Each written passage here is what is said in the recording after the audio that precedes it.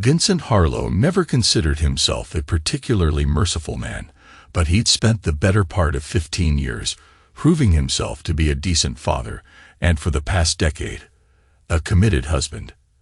At 52, he'd built a reputation in Boston's real estate development world as someone you didn't cross. His business rivals had learned it the hard way. Vincent didn't just win. He obliterated opponents. But he kept that ruthlessness confined to his professional life, believing his home was sacred. Until now, the call from his stepdaughter, Allison, had come unexpectedly 3 weeks ago.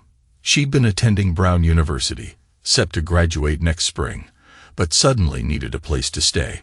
Something about her housing falling through, though the details seemed suspiciously vague.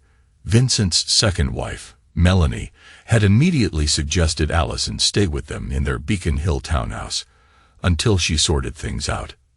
Vincent studied his stepdaughter across the dining table, noticing how she pushed the barely touched salmon around her plate.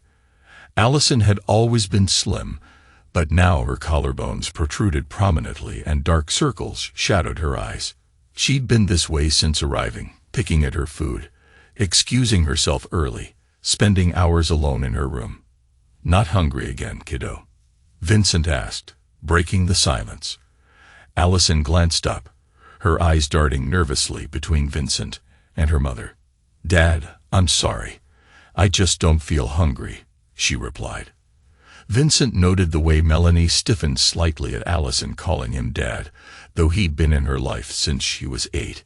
He'd legally adopted her when he married Melanie, despite her biological father still being somewhat in the picture.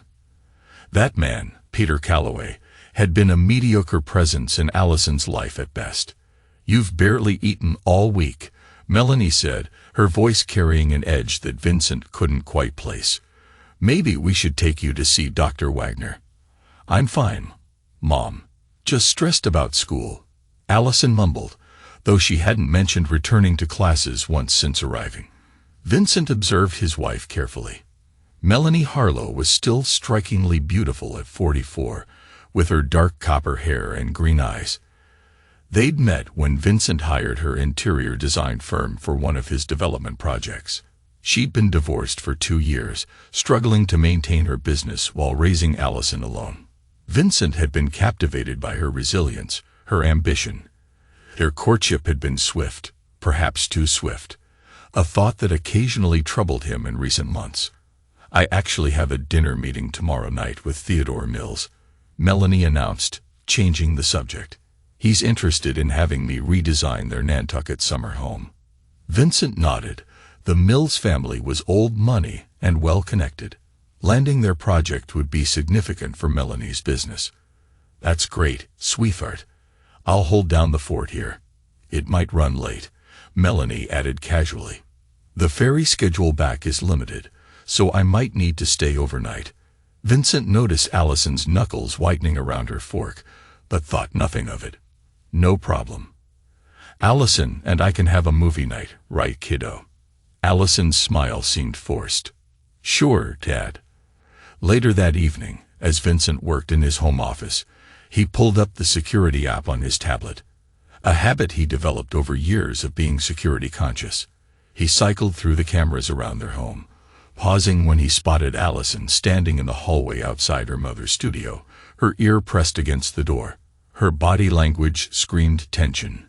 Vincent's finger hovered over the audio button, then pulled back. Whatever was happening, eavesdropping through security cameras felt like a violation of trust. Still, he couldn't shake the feeling that something was deeply wrong in his household. He made a mental note to check the logs of Melanie's business trips over the past 6 months. The frequency had increased, but he'd been too consumed with his latest development project to pay close attention. Vincent had never been the jealous type. He trusted his wife implicitly, but trust, as he often told his business associates, should always be verified. The following evening, with Melanie gone to Nantucket, Vincent ordered pizza, Allison's favorite from college days, but she only managed 2 small bites before setting it aside. "Allison," Vincent said carefully, "what's really going on?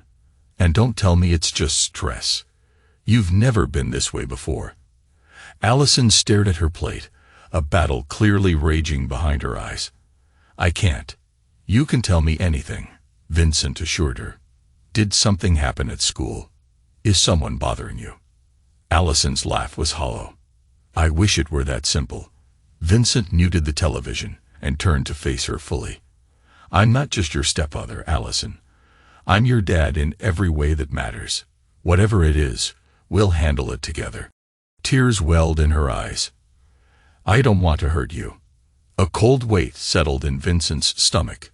Sometimes the truth hurts, but lies destroy. Always better to rip the bandage off quickly. Allison nodded and wiped her eyes.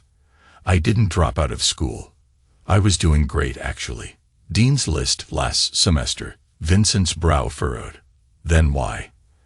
I came home early one weekend to surprise Mom for her birthday in March, Allison continued, her voice barely above a whisper. You were in Chicago for that development deal. Vincent remembered. The Lincoln Park luxury apartments, a $50 million project. She wasn't at the apartment in Providence. I waited hours, thinking she was at a client meeting. Allison's voice cracked. When she finally showed up the next morning, she wasn't alone.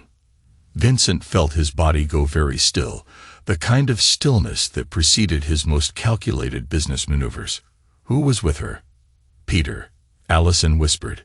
My biological father. The name hit Vincent like a physical blow.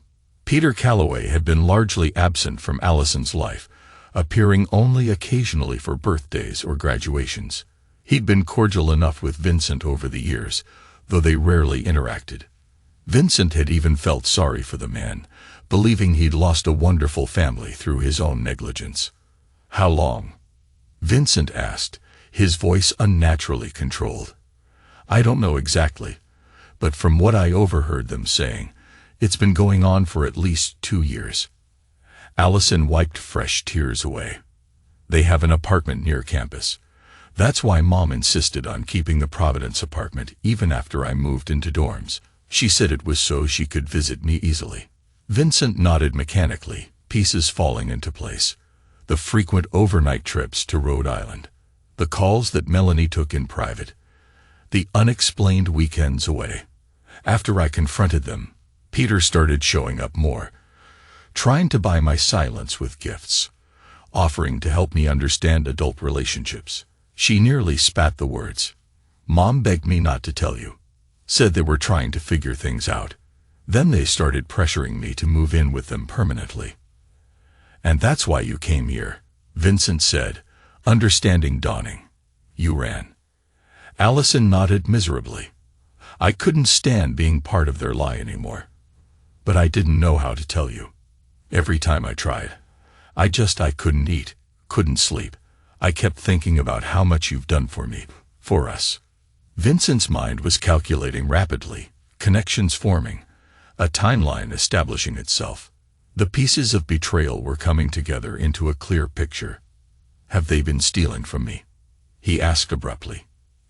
Allison looked startled. What? No, not that I know of. Vincent smiled grimly. Financial theft would have been simpler than this emotional treachery. It's not your fault, Allison. None of this is.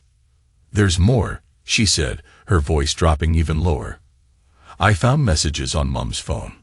They're planning something. Peter keeps talking about how once they finish the job, they'll be free. Vincent felt the hair rise on the back of his neck. What do you think that means? I don't know. But Allison hesitated. 2 weeks ago, I got really sick after dinner. Just me, not Mom. And she seemed weirdly calm about it, like she was expecting it. Vincent recalled that night. He'd been working late. Melanie had texted that Allison had a stomach bug, and she was taking care of her. Did you see a doctor? Allison shook her head. Mom said it wasn't necessary. But Dad, it felt different than food poisoning. I found a bottle of something in her purse afterward. The label was in another language, but when I looked it up, she swallowed hard, her eyes wide with fear and uncertainty. It was some kind of toxic plant extract. Vincent's blood went cold as pieces clicked into a terrible place. Dad, I'm sorry. Her voice trembled. The moment I heard Peter tell Mom on the phone last night that they should increase the dose next time, I knew I had to tell you. I think they're trying to. She couldn't finish the sentence. Vincent reached for his phone. His voice was deadly calm when he spoke. Allison, I need you to tell me exactly what you saw and heard. I'm calling the police. As he dialed, Vincent's mind was already racing ahead. This wasn't just about infidelity anymore. This was attempted murder, and Vincent Harlow had never been a man who forgave betrayal. The police officers took detailed statements from both Vincent and Allison. Detective Laura Winters, a severe-looking woman with sharp eyes, led the investigation. Vincent had provided the security footage from his home. The strange bottles Allison had managed to photograph and access to Melanie's home office and personal items. Sir, these are serious accusations, Detective Winters said, watching as her colleagues cataloged items from Melanie's desk drawers. Attempted poisoning isn't something we take lightly.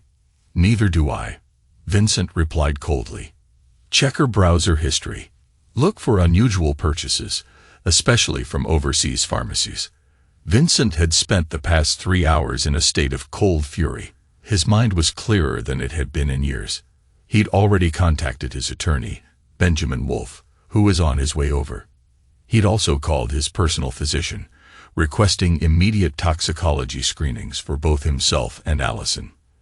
There's something else you should see, Vincent told the detective, leading her to his home office.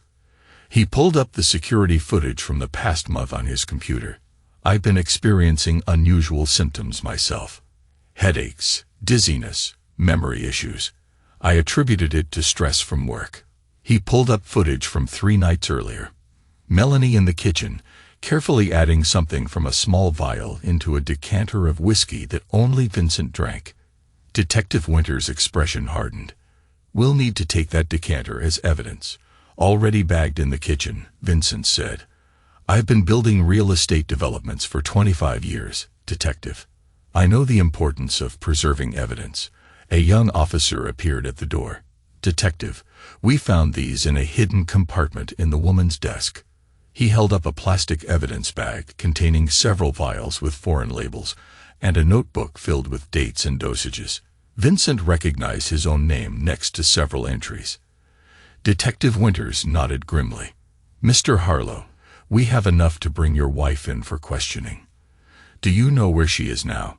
Supposedly at a client meeting in Nantucket, Vincent said, but I doubt that's true. He pulled out his phone and opened a tracking app. I have location tracking on our family phones for safety purposes. She's actually at the Providence apartment. He showed the detective the address. We'll coordinate with Providence PD to locate her, Detective Winters said, already reaching for her radio. Vincent turned to Allison, who sat pale and shaken on the couch. I need you to go to the hospital with Officer Reynolds here. They need to run tests.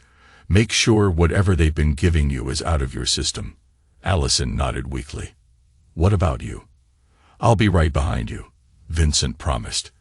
I just need a moment with my attorney first. Once Allison had departed with the officer, Benjamin Wolfe arrived. A shark in an expensive suit who had represented Vincent for over 15 years.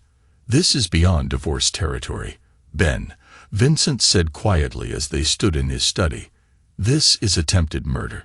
Benjamin's normally impassive face showed genuine shock. The evidence is solid. Rock solid. And there's more. Vincent pulled out his tablet and showed his attorney some financial records he'd been reviewing. Melanie's design business has been struggling for years. I've been subsidizing it, but there have been large transfers from her business account to an offshore account I can't trace yet. Benjamin studied the numbers. Could be preparation for an exit or payment for poison.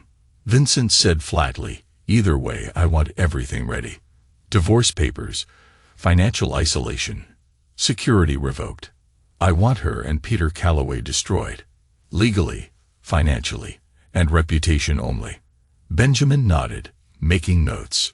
What about Allison? She's 21, legally an adult, but I'll make sure she's protected. Set up a trust for her that neither Melanie nor Peter can touch. Vincent's voice grew icier. And Ben, this is just the beginning. I don't just want justice.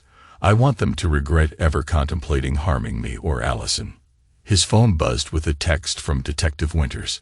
Providence PD has your wife and Peter Calloway in custody, both being transported to Boston for questioning. Vincent felt something dark and satisfied unfurl within him. It seems my wife and her lover have been arrested, he told Benjamin. Let's make sure they never see the outside of a prison again. But even as he spoke, Vincent knew that criminal justice would only be the first chapter in his vengeance. He had been betrayed in the worst possible way. Not just marital infidelity, but a calculated plan to murder him for his wealth, while potentially harming Allison in the process. And Vincent Harlow had never been a man who forgave betrayal, not in business, and certainly not in matters of life and death. The white fluorescent lights of the hospital room cast harsh shadows across Allison's face as Vincent sat beside her bed. The toxicology results had confirmed their worst fears.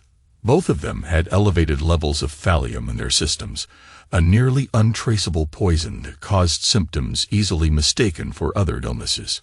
With proper treatment, you'll both make a full recovery, Dr. Patel assured them. You caught it early enough. Vincent nodded, his expression betraying nothing of the rage boiling beneath his composed exterior. Thank you, Doctor. Once they were alone, Allison reached for Vincent's hand. I should have told you sooner. You told me in time, Vincent replied, squeezing her hand gently. That's what matters. His phone buzzed with a text from Benjamin. Arraignment tomorrow. Bail hearing to follow. DA is pushing for no bail given flight risk and severity of charges. Vincent had spent the past 72 hours methodically dismantling Melanie's life. Her access to their joint accounts was suspended, credit cards canceled, the locks on all properties changed, and her personal items packed and stored in a secure facility. He'd moved with the same cold efficiency that had made him a formidable force in business. Detective Winters entered the room, her expression grim, but satisfied. Mr. Harlow, we found additional evidence at the Providence apartment. A detailed journal documenting the poisoning regimen, research on your will and life insurance policies, and communications with a third party about obtaining the substances. A third party? Vincent asked, his attention sharpening. A chemist named Leo Duval, she replied. We've taken him into custody as well. He's already talking, trying to cut a deal. Vincent nodded. And their statements. Calloway broke first, Winters said with a thin smile. Tried to claim your wife was the mastermind, that he was manipulated. Your wife is maintaining her innocence, claims the substances were natural supplements she was giving you for your health. Vincent almost admired her audacity. Almost. The district attorney wants to meet with both of you tomorrow. Winters continued. This is shaping up to be one of the most clear-cut attempted murder cases I've seen in 20 years on the force. After the detective left, Vincent turned to Allison. I want you to stay with my sister in Vermont while this plays out. Susan will take good care of you. I want to testify, Allison said firmly. I need to. Vincent studied his stepdaughter. No, his daughter in every way that mattered. The past week had aged her, but there was a new strength in her eyes. All right, he conceded. But afterward, I think some time away would be good for you. Perhaps that study abroad program in Italy you were considering. Allison nodded slowly. What will you do? Vincent's smile didn't reach his eyes. Justice is just the beginning, Allison. Your mother and Peter didn't just betray me. They betrayed you. They were willing to harm you as collateral damage. His voice hardened. I don't forgive that. I never will. The preliminary hearing was a media circus. Vincent sat stoically as the prosecution laid out the evidence. The poison found in his system, the documented plot, the financial transfers to purchase the thallium, and Allison's testimony about overhearing their plans all painted a chilling, undeniable picture of their intentions. Melanie and Peter were denied bail, deemed flight risks and dangers to the community. Outside the courthouse, Reporters shouted questions at Vincent. "Mr. Harlow, do you believe your wife intended to kill you? Will you be seeking the maximum penalty? How does it feel to be betrayed by both your wife and your stepdaughter's father?" Vincent stopped and faced the cameras, his expression calm and controlled. "I trusted two people who conspired to murder me and endangered my daughter. I believe in our justice system, but make no mistake." His eyes turned cold. "This betrayal will be answered in full. I won't be taking questions." That evening, alone in his study, Vincent reviewed the files Benjamin had compiled. Melanie's business had been failing for years, despite Vincent's financial support. Peter Calloway had a mountain of gambling debts. Together, they stood to gain over $30 million from Vincent's death through life insurance and his will, which he'd now changed to exclude Melanie entirely. But something still bothered him: the timing. Why now, after 10 years of marriage? Vincent dug deeper into Peter's financial records, following a hunch. The breakthrough came at 2 a.m. Peter had taken out a massive loan from a notorious loan shark named Raymond Vegas 6 months ago, with a deadline for repayment that was rapidly approaching. Vincent leaned back in his chair, the pieces falling into place. They weren't just planning to kill him for his money. They were doing it on a deadline. His phone rang. "Detective Winters." "Mr. Harlow, sorry for the late call, but you need to know this. We found evidence that suggests your wife and Calloway were planning to frame Allison for your death if their poisoning plan failed." Vincent's hand tightened around the phone. "Explain." "They'd been planting evidence. Her fingerprints on the poison bottles, fake journal entries and handwriting similar to hers, even a falsified psychological evaluation suggesting she had homicidal tendencies toward you." The temperature in the room seemed to drop several degrees as Vincent processed this information. "Thank you, Detective. This changes things." After hanging up, Vincent sat motionless for several minutes. Then he reached for his phone again and dialed a number he hadn't used in years. "Frank, it's Vincent Harlow. I need your services again." "Yes, it's personal this time. Very personal." Frank Donovan had been Vincent's fixer for difficult business situations in the early days, back when Vincent was climbing his way up through Boston's cutthroat real estate world. He'd left those methods behind years ago, or so he'd thought. But this was different. This wasn't business. This was family. As he hung up, Vincent opened his laptop and created a new folder labeled Reciprocity. Inside, he began mapping out a plan that went far beyond what the justice system could provide. The legal prosecution was just the public face of his revenge. The real retribution would happen in the shadows, where the full price of betrayal would finally be paid. The architect of vengeance. Frank Donovan hadn't changed much in the 8 years since Vincent had last employed his services, still built like a boulder with a grainy crew cut and eyes that revealed nothing. He sat across from Vincent in a private room at an unmarked office building Vincent owned in South Boston. "You're looking at a lot of years for both of them," Frank said, reviewing the case files. "Attempted murder. Conspiracy. 20 years minimum. Possibly life. So, why am I here?" Vincent slid a folder across the table. "Prison is insufficient. I want total destruction." Frank opened the folder, his eyebrows rising slightly as he reviewed the documents. "This is comprehensive. I've spent the past week planning," Vincent replied. "The legal proceedings will handle their freedom. I want you to handle everything else." The folder contained detailed information about Raymond Vegas, the loan shark Peter owed money to, the offshore accounts where Melanie had been transferring funds, and information about associates and family members who might be helping them. "Phase 1 is already underway," Vincent continued. "I've had my financial team trace and freeze every asset connected to either of them. But I need someone with your specific talents to handle the less conventional aspects." Frank nodded slowly. "You want me to make sure this Vegas character comes collecting from Calloway, even in prison." "I want Calloway to understand that prison won't protect him from his debts," Vincent confirmed. "As for Melanie," his voice hardened, "I want her design career destroyed. Every client, Every contact, every professional relationship poisoned. When she eventually gets out, I want her name to be toxic in the industry." "That's doable," Frank said. "What about their families?" Vincent shook his head. "I'm not that man. Their families are innocent. This is about those who betrayed me directly." Frank studied Vincent with newfound respect.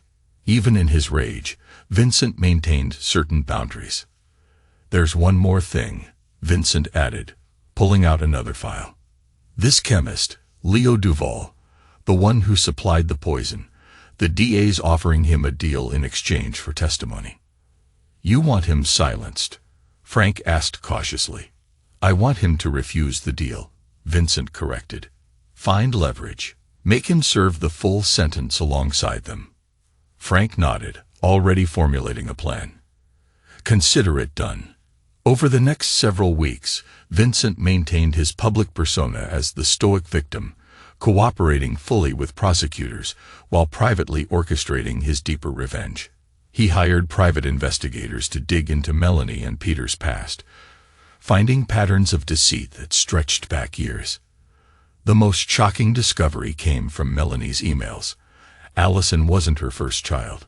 She'd had a son with another man before Peter, a child she'd given up for adoption and never mentioned to Vincent. Further investigation revealed she'd been in contact with this now adult son, sending him money from Vincent's accounts. Vincent contemplated using this information in court but decided against it. Some weapons were better held in reserve. Meanwhile, Allison was recovering both physically and emotionally at Susan's place in Vermont.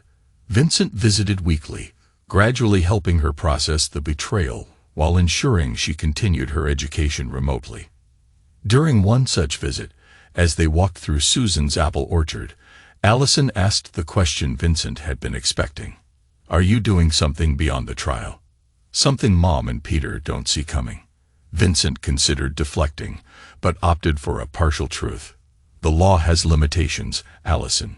Some forms of justice require alternative approaches." She nodded slowly. "I should be angry at you for that. I should tell you to let the courts handle it." She plucked an apple from a low-hanging branch. "But I keep remembering how they were willing to frame me, their own daughter."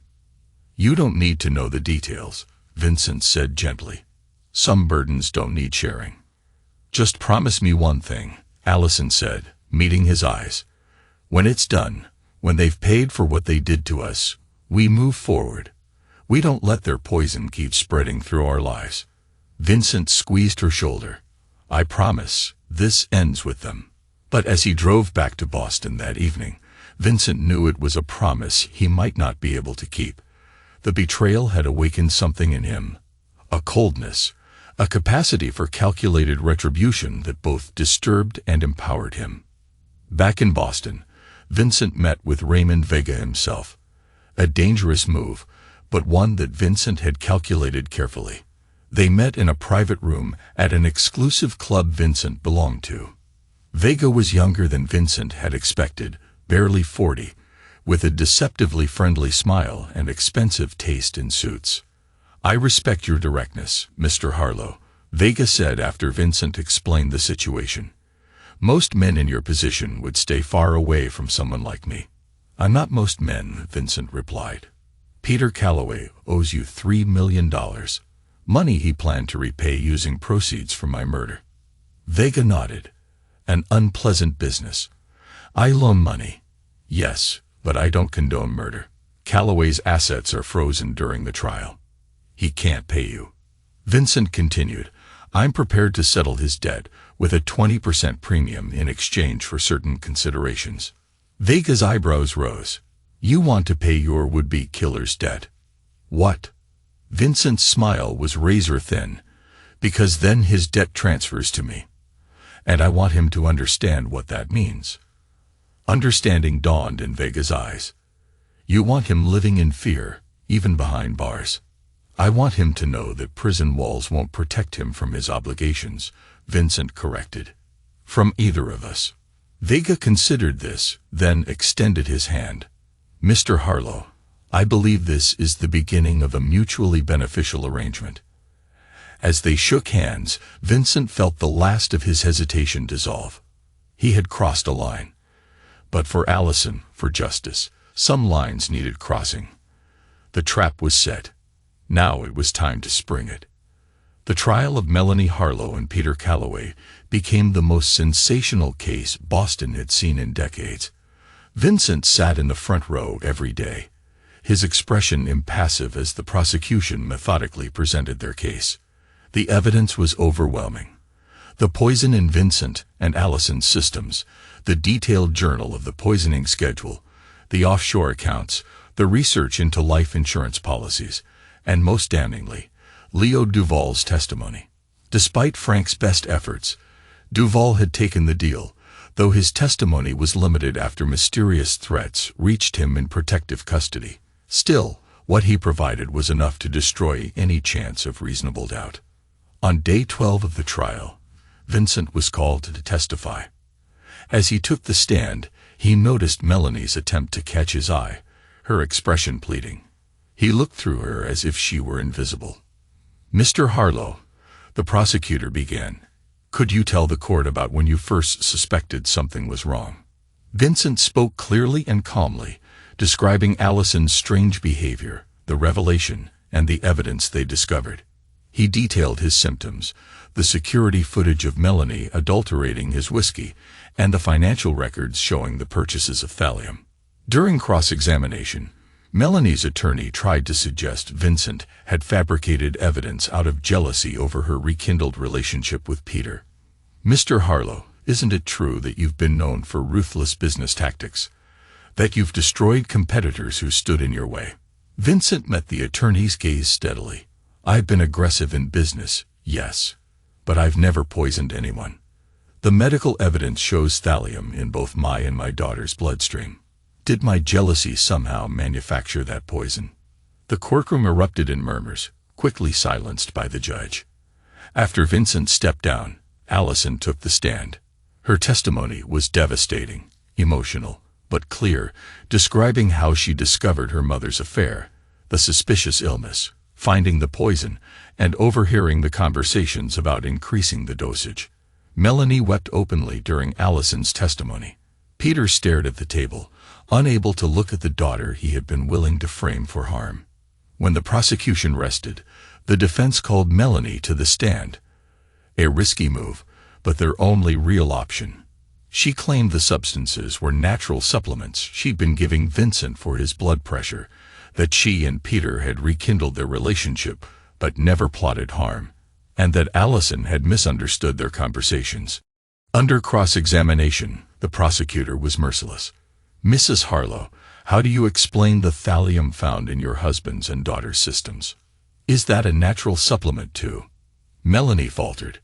I don't know how they got there. And these journal entries in your handwriting, documenting increasing dosages and noting symptoms. Those are about supplements. They were taken out of context, she insisted, weakly. In your research into your husband's life insurance policy, just days before increasing the dosage, your communications with Mr. Duval, requesting something untraceable, the offshore accounts you set up to receive funds after. In your words, the job is done. By the end of cross-examination, Melanie was in tears, her credibility shattered. Peter's testimony was even worse. He attempted to blame everything on Melanie, claiming she had manipulated him with promises of wealth and rekindled love. The jury's disgust was palpable. On the final day of the trial, as closing arguments concluded, Vincent received a text from Frank. Package delivered to both targets. Effects beginning. Vincent allowed himself a small, cold smile. While the legal proceedings had been unfolding, his parallel plan had been advancing. Raymond Vegas's organization had made it clear to Peter that his prison term wouldn't erase his debt, and that debt was now owed to Vincent. Meanwhile, every client in Melanie's design business had received detailed packages about her trial, along with evidence of past ethical breaches that Vincent's investigators had uncovered. The jury deliberated for less than 5 hours before returning their verdict.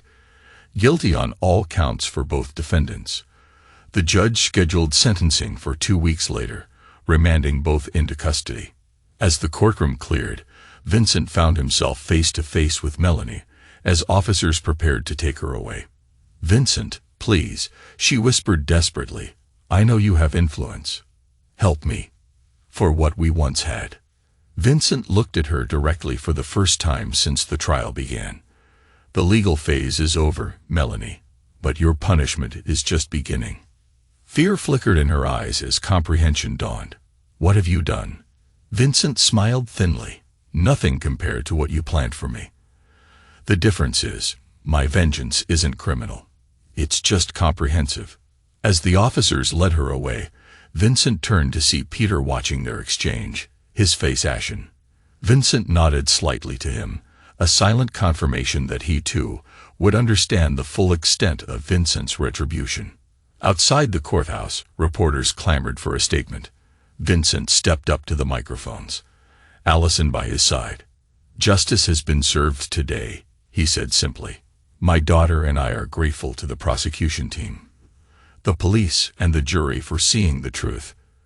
We now ask for privacy as we begin to heal from this betrayal." A reporter shouted over the others, "Mr. Harlow, will you ever be able to forgive your wife and Mr. Calloway?" Vincent's expression hardened momentarily before he composed himself. "Some betrayals go beyond forgiveness. That's all I have to say."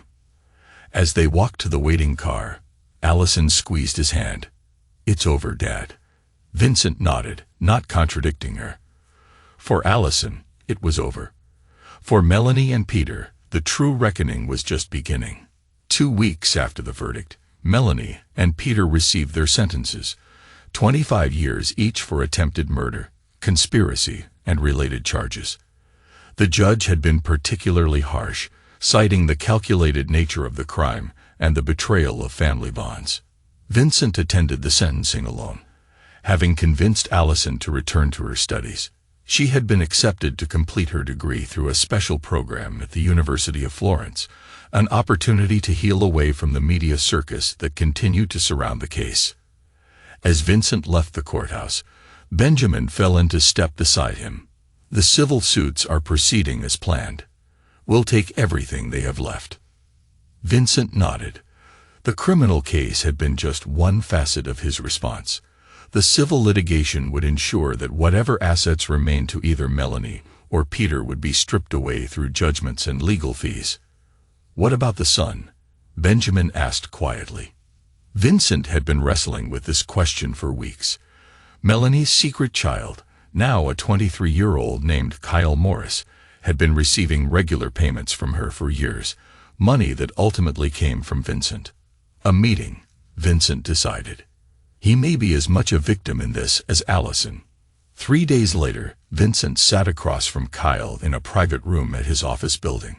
The young man looked nothing like Melanie, tall, broad-shouldered, with sandy hair and a wary expression. "I appreciate you coming," Vincent began. "I imagine this is awkward." Kyle shifted uncomfortably. "I'm still processing that my birth mother tried to murder her husband. Not exactly what I expected when I tracked her down 3 years ago." "Did you know about her relationship with Peter Calloway?" Vincent asked. Kyle nodded reluctantly. "She told me they were meant to be together, but that you were an obstacle. She never mentioned murder, though." He looked up, his expression troubled. "I swear I didn't know." Vincent studied him. "The money she sent you. Did you know where it came from?" "She said it was from her design business," Kyle admitted. "I needed it for medical school. I have a congenital heart condition, and the treatments are expensive." Vincent made a decision. "I'm not holding you responsible for her actions, Kyle.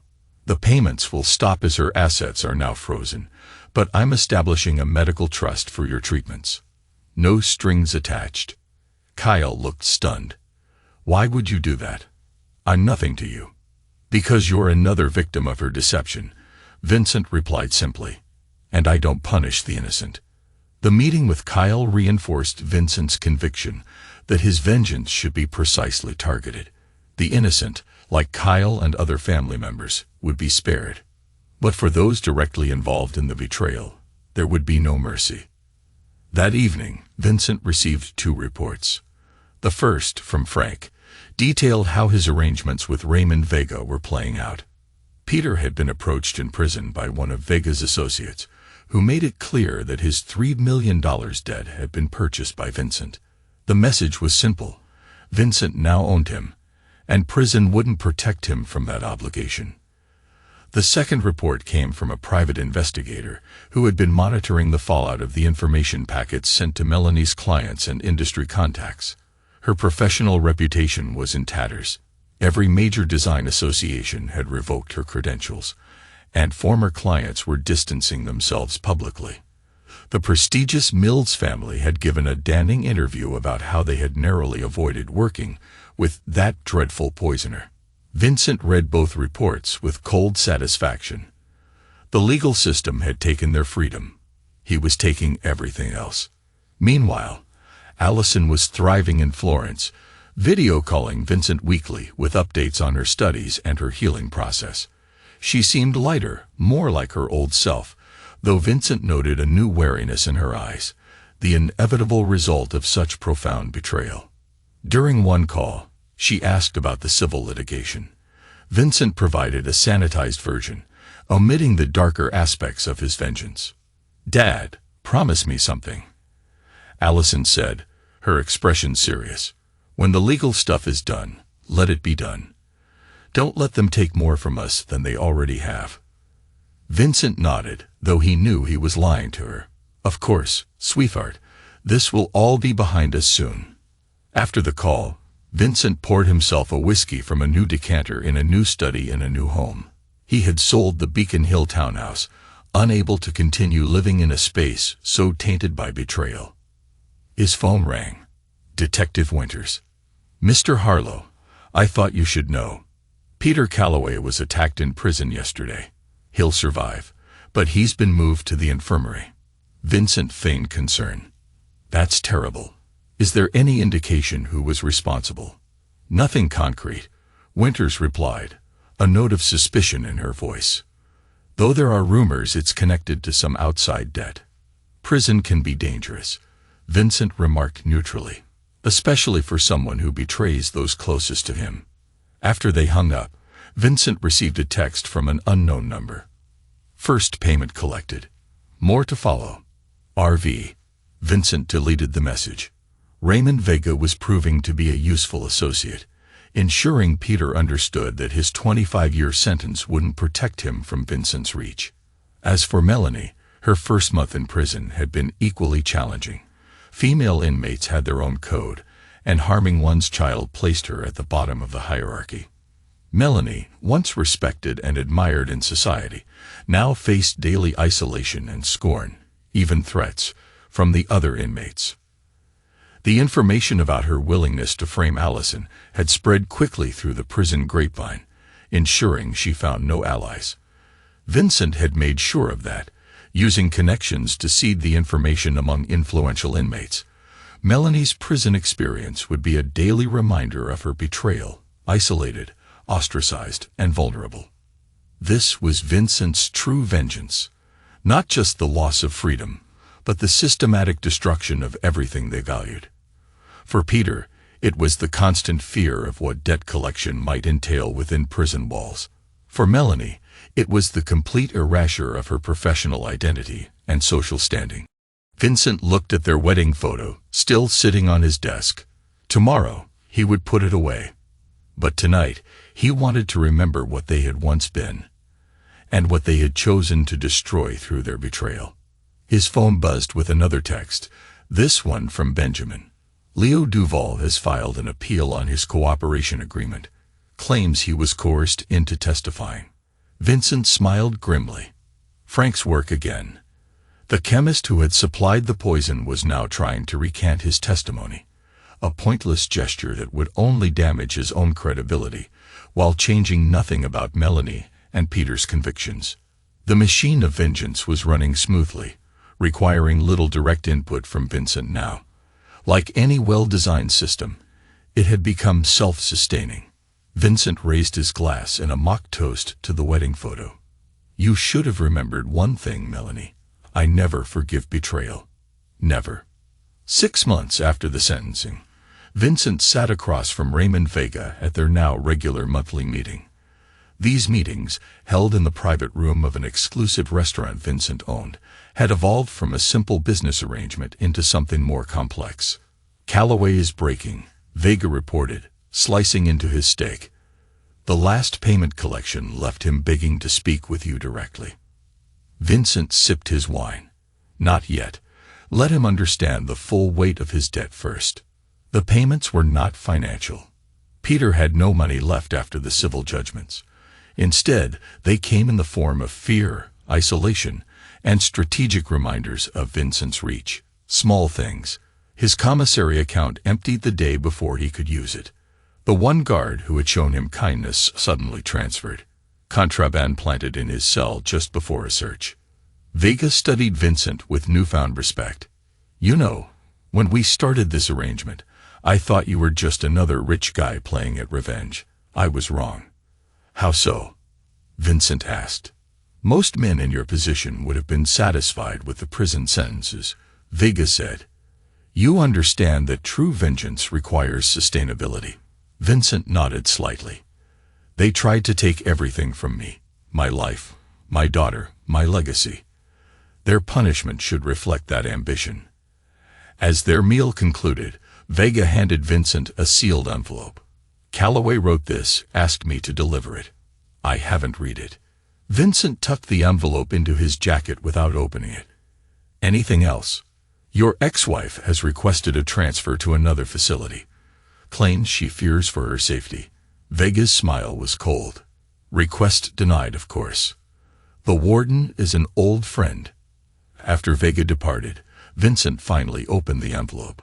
Peter's letter was desperate, claiming he had been manipulated by Melanie, begging for mercy, offering information about other crimes Melanie had allegedly committed, even suggesting he could help Vincent recover hidden assets. Vincent read it twice before feeding it into the shredder beside his desk. No response would be more telling than any words he could offer. Meanwhile, Allison had completed her degree in Florence and had been accepted to a prestigious graduate program in London. During her brief visit home between programs, Vincent was struck by how much she had grown. Not just academically, but emotionally. "I've been talking to a therapist," she told him over dinner at his new penthouse. "About Mom, about everything." Vincent nodded encouragingly. "That's good. Professional help is important after trauma." "She thinks I should consider visiting Mom," Allison said carefully, watching for his reaction. Not for forgiveness, but for closure. Vincent kept his expression neutral despite the surge of anger he felt. "Do you want to?" Allison pushed her food around her plate. "I don't know. Part of me needs to ask her why. Why she was willing to hurt me, to frame me." She looked up. "What do you think?" Vincent chose his words carefully. "Closure is personal." "Allison, if seeing her would help you heal, I support that. But don't expect satisfying answers. People like your mother rarely have the capacity for genuine accountability." "Have you found closure?" she asked. Vincent offered a measured smile. "I'm kidding there. The legal system provided justice, and time is doing the rest." It was a carefully crafted lie. Vincent had no interest in closure or healing from the betrayal. His retribution was ongoing, a living thing that he nurtured daily. But Allison needed to believe he was moving forward. Her own recovery depended on it. After Allison departed for London, Vincent received word that Melanie had attempted suicide in prison. She had survived but was under psychiatric observation. The news left him unmoved. Her despair was simply another facet of his vengeance. Benjamin called later that week with updates on the civil litigation. The appeals court has denied their last motion. The financial judgment stands. They're officially destitute. "And the hidden accounts?" Vincent asked. "Found and seized," Benjamin confirmed. "Every last penny. Even the account she was using to send money to her son." Vincent nodded. "Make sure the medical trust for Kyle continues. He shouldn't suffer for his mother's crimes." It was another small act of justice, measured precisely where it belonged, and nowhere else. The following week, Vincent received another unexpected communication. A call from Peter's ex-wife, Donna, Allison's biological mother. They had met only a handful of times over the years, as she had moved to California shortly after her divorce from Peter. "I don't know if I should be calling you," she began hesitantly, "but I felt I needed to go on." Vincent encouraged, curious. "Peter contacted me from prison," she explained. "He wanted me to reach out to you to plead his case. He said you're making his life hell in there beyond the sentence." Vincent remained silent, neither confirming nor denying. "I told him I wouldn't do it," Donna continued. "After what he tried to do to Allison, my daughter, he deserves whatever he gets." Her voice hardened. "I just wanted you to know that not everyone is falling for his victim act." "I appreciate that," Vincent said simply. "How is she?" Donna asked, her voice softening. "Allison." Vincent provided a brief update on Allison's studies and recovery, careful not to share too many personal details. After the call ended, Vincent reflected on how extensive the collateral damage had been. Lives touched and altered by Melanie and Peter's betrayal. Yet his vengeance remained precisely targeted, touching only those directly responsible. That evening, Vincent received a call from the prison warden, informing him that Peter had been hospitalized after another attack. This one was more severe. He had survived, but would require surgery. Vincent expressed appropriate concern while feeling nothing but cold satisfaction. The third payment had been collected. Later that night, he called Frank. "It's time for the next phase." Frank understood immediately. "The information release." "Yes," Vincent confirmed. "Everything we have on both of them. Release it to the media tomorrow." The next morning, major news outlets broke stories containing leaked prison correspondence between Melanie and Peter, revealing not just their murder plot, but other disturbing details. Previous victims they had manipulated, financial crimes they had committed, and perhaps most damagingly, their explicit discussions about framing Allison. The public, which had already condemned them, now viewed them with renewed disgust. Any remaining sympathy evaporated as their true characters were laid bare. Vincent watched the coverage dispassionately. The legal system had taken their freedom. His financial maneuvers had taken their wealth. This information release was taking their last asset, any claim to misunderstood motives or redemptive qualities. That night, Vincent received a text from Detective Winters. "Interesting timing on those leaks. I don't suppose you know anything about that." Vincent replied simply, "Justice takes many forms, Detective." Her response came quickly, "Just be careful. Vengeance has a way of consuming those who seek it." Vincent stared at her message for a long moment before deleting it. Perhaps she was right. Perhaps his pursuit of retribution was changing him. But he had made his choices, and he would see them through to the end. But he had made his choice the moment he learned of their betrayal. Some transgressions could not be forgiven. Some debts could only be paid in full. 1 year to the day after the verdict, Vincent sat alone in his office, reviewing the latest reports. Melanie remained in psychiatric care within the prison system, having suffered a complete breakdown following the media release of her correspondence. Peter had survived his injuries, but was now confined to a wheelchair. The attack had damaged his spine. Vincent felt no satisfaction from these developments, only a cold sense of completion. The machinery of vengeance he had set in motion was functioning precisely as designed. His phone rang. Allison, calling from London. "Dad, have you seen the news?" she asked without preamble. Vincent switched to speaker and pulled up a news site. The headline made even his cold heart pause. "Poisoner's accomplice dead. Peter Calloway found hanged in prison cell." "I just saw it," he said neutrally. "They're saying suicide," Allison continued, her voice shaking slightly. "But there are questions about how he could have done it while under supervision after his injuries." Vincent remained silent. This hadn't been part of his plan, at least not directly. Raymond Vega had been explicit that the payments would be painful, but not fatal. "Dad," Allison prompted when he didn't respond. "Are you okay?" "I'm fine," he assured her. "Just processing the news. I know I should feel something." Allison admitted quietly. "He was my biological father, but I just feel empty." "That's a natural response to complicated grief," Vincent replied, recalling phrases from his own mandatory therapy sessions after the trial. After they hung up, Vincent immediately called Vega. "This wasn't authorized," Vincent said without greeting when Vega answered. "Not by me," Vega replied calmly. The word is he genuinely took his own way out, couldn't face another day knowing what was coming. Vincent considered this. Fear had been the primary currency of Peter's punishment. Fear of what might happen next, of when the next payment would be collected. Perhaps that fear had finally broken him. What about the questions regarding how he could have done it given his condition? Prison officials looking to cover their oversight, Vega said dismissively. He found a way because he was desperate enough. After ending the call, Vincent sat in silence for a long time. Peter's death should have felt like victory, the ultimate culmination of his vengeance. Instead, it left him feeling strangely hollow. His phone buzzed with a text from Benjamin. "Melanie is requesting compassionate release for the funeral." Denied, of course. "Should we issue a statement?" Vincent typed back, "No statement. Let the matter close without further comment." The following day, Detective Winters appeared at his office unannounced. "Mr. Harlow," she said, declining his offer to sit. "I think we need to talk about Peter Calloway's death." Vincent met her gaze steadily. A tragic end to a tragic story. "Convenient timing," she observed.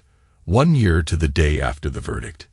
"Symbolic dates can be powerful triggers for those contemplating suicide," Vincent replied. Winters studied him. "You know, I've spent 20 years dealing with the worst of humanity. I understand the desire for vengeance. I even understand why you wouldn't be satisfied with the legal outcome. Are you accusing me of something, Detective?" She shook her head. "I have no evidence. Just a career's worth of instinct telling me there's more to this story than a simple prison suicide." "Perhaps your instincts are mistaken this time," Vincent suggested. "Perhaps," she conceded. "Or perhaps we're both aware that justice and legality aren't always perfectly aligned." She moved toward the door, then paused.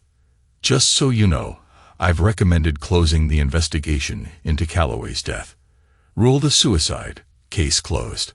After she left, Vincent considered her words carefully. She knew, or at least strongly suspected, his involvement, but had chosen to let it end. Perhaps she too believed some betrayals deserved more than legal punishment. That evening, Vincent visited the cemetery where his parents were buried, seeking some connection to the person he had been before the betrayal had reshaped him. As he placed flowers on their graves, he sensed someone approaching. "I thought I might find you here," said a familiar voice. Vincent turned to see Allison, who should have been in London. "What are you doing back?" "I needed to be home," she said simply, embracing him. "And I was worried about you." Vincent frowned. "Why would you be worried?" "Because I know you, Dad," she replied, her eyes meeting his directly. "I know what you're capable of when someone hurts the people you care about." Vincent felt a chill. How much did she know? How much had she guessed? "Peter's death," she began. "Was his own choice," Vincent interjected firmly. Allison studied him for a long moment. "Maybe. But what came before? The attacks in prison, the leaked correspondence, his complete financial ruin. Those weren't coincidences, were they?" Vincent remained silent, neither confirming nor denying. "I'm not judging you," she continued, surprisingly. "They tried to hurt you. They were willing to hurt me as collateral damage. They deserved punishment."